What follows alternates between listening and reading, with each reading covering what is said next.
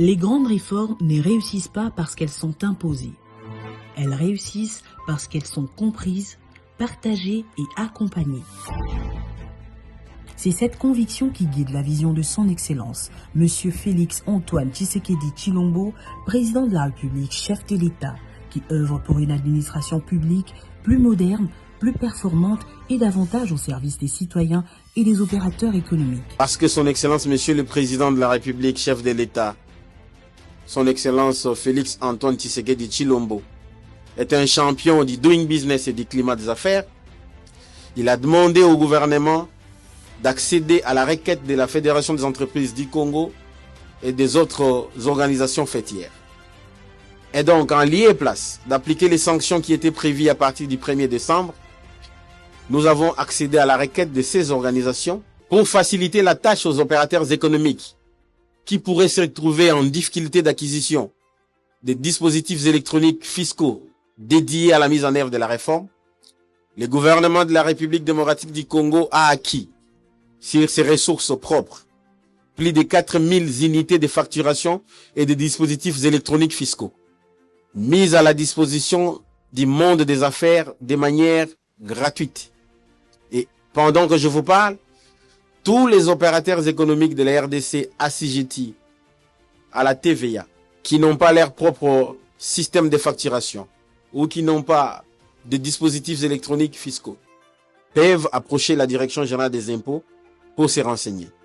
C'est dans cette dynamique que le ministre des Finances, Doudou Fwamba Likunde Libotaï, a fait le choix d'une administration fiscale qui ne se limite pas au contrôle, mais qui accompagne les entreprises vers la conformité. La magie de la TVA réside dans la facture. Une facture qui n'est pas normalisée et traçable est un handicap pour la mobilisation de cet impôt. Et nous avons eu la chance de consolider cette réforme qui a été opérationnalisée depuis le 1er août 2025 avec une période de sensibilisation qui a permis aux entreprises et assujettis à la TVA de s'approcher de la Direction générale des impôts pour des informations, l'homologation de leur système de facturation, mais également l'acquisition des dispositifs électroniques fiscaux devant permettre à l'émission de la facture normalisée. La réforme de la facture normalisée constitue l'un des piliers de cette modernisation. Pour qu'elle produise pleinement ses effets, le gouvernement congolais, sous le leadership de la première ministre Judith Suminwa Tuluka, a privilégié une approche progressive, sensibilisée, expliquée, accompagnée avant de faire pleinement appliquer la loi. Mais une évidence s'est imposée. Certaines entreprises avaient encore besoin d'un accompagnement de proximité. Non pas parce qu'elles refusaient la réforme, mais parce qu'elles avaient besoin d'être écoutées, orientées et accompagnées. C'est de cette réalité qu'est née une initiative inédite. Les cliniques fiscales. Une initiative stratégique du ministre des Finances, Doudou Fwamba Likunde Libotaï. Sur son instruction, 3 jours durant, la Direction générale des impôts est allée à la rencontre des entreprises. Chaque entreprise a pu exposer ses préoccupations, chaque difficulté technique a trouvé une réponse, chaque engagement pris constitue aujourd'hui un pas supplémentaire vers une conformité durable. Aujourd'hui, avec ces cliniques fiscales, nous venons siffler la fin du moratoire. Je dirais même la fin du moratoire, parce que nous en avons assez donné.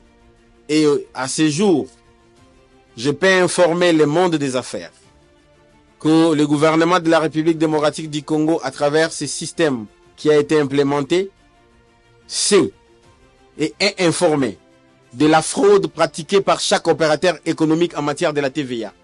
Nous avons des informations sur les niveaux des écarts entre la TVA collectée et la TVA déclarée par les opérateurs économiques.